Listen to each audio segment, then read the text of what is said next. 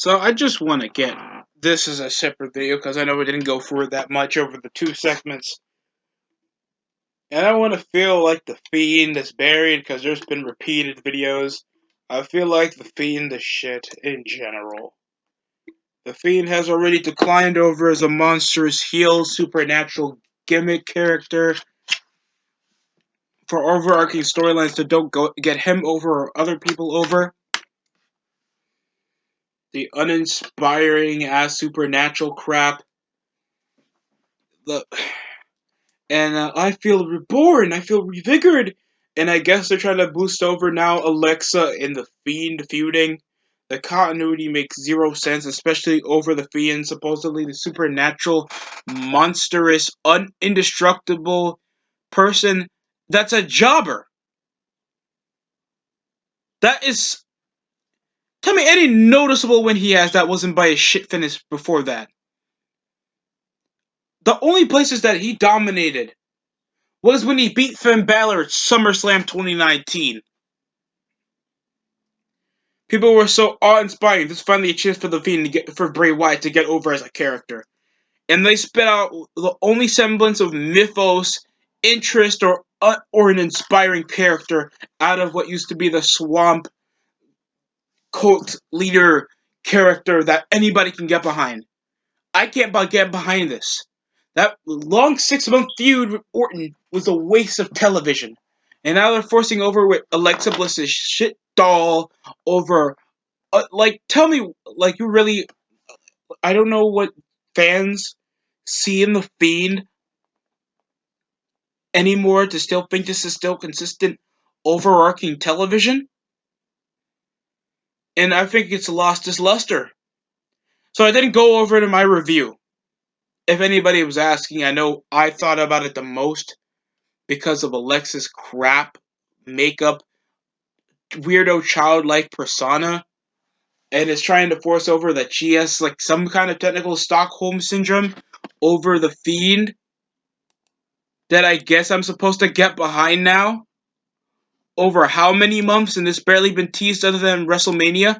And that Orton's not even part of the feud anymore, so it's already not even written off, but it looks like they want to exclude Orton over the storyline. But, oh my god. First, it was the DQ finish at Hell in a Cell. Then, it was the loss to Goldberg at Crown Jewel. Then, it was a stupid, not even good Firefly Funhouse match with John Cena that didn't even symbolize the Fiend as anything. That crap feud with Braun Strowman. This is not getting anybody over, even the Fiend himself. I think I'd rather see like a supernatural swamp leader gimmick than this crap that's just not subjugating more of him as a character.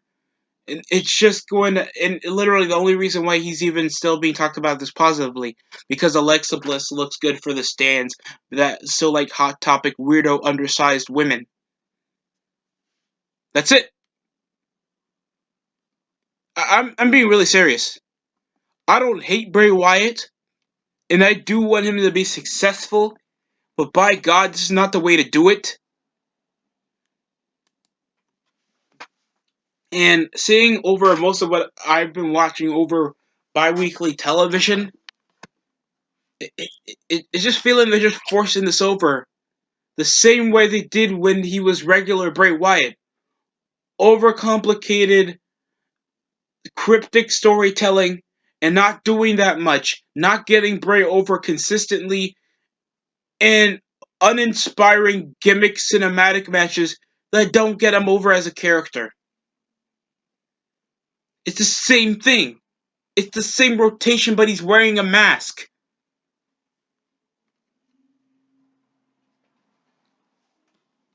Ugh. I'm just trying to understand what's really the benefit of keeping the Fiend here. And it's just going to get more lost over in the shuffle. They repackage him back as the regular Bray Wyatt. And John Hubbard is dead, and Eric Redbeard is in the Indies. So I don't know what to prescribe for this, because how inconsistent the storytelling or the booking. Like, the guy survived 17 freaking curb stomps, like an unnecessary amount of F5s, RKOs, being burned alive and still getting up as clean as possible. The guy even sold that RKO, get pinned 1, 2, 3, and he still got up easy as possible. So there's no continuity there. The fans don't even react over the hype factor of the Fiend, because they know what they're gonna get. Uh Dude, I feel like he's just declined in story progression. Like, what else can you feature over the Fiend as? Thanks, we know he just rip off Kane with lesser, cooler mythos. His supernatural crap, obviously a pyromaniac, and has a girl captive most of the time. And he just can't get over because he looks like a sloppy, fat weirdo with a beard. So there's no monstrous energy. And he comes out losing to everybody over the top of the card. Goldberg, Seth Rollins. He did beat him the second time, but he shouldn't have took a second time to beat him. Braun Strowman several times, and not even looking strong over to Buddha, especially with his several month feud with Orton. Was really going to subjugate him to actually be a top of the card monster heel. I don't get it. I don't know what kind of direction they're having.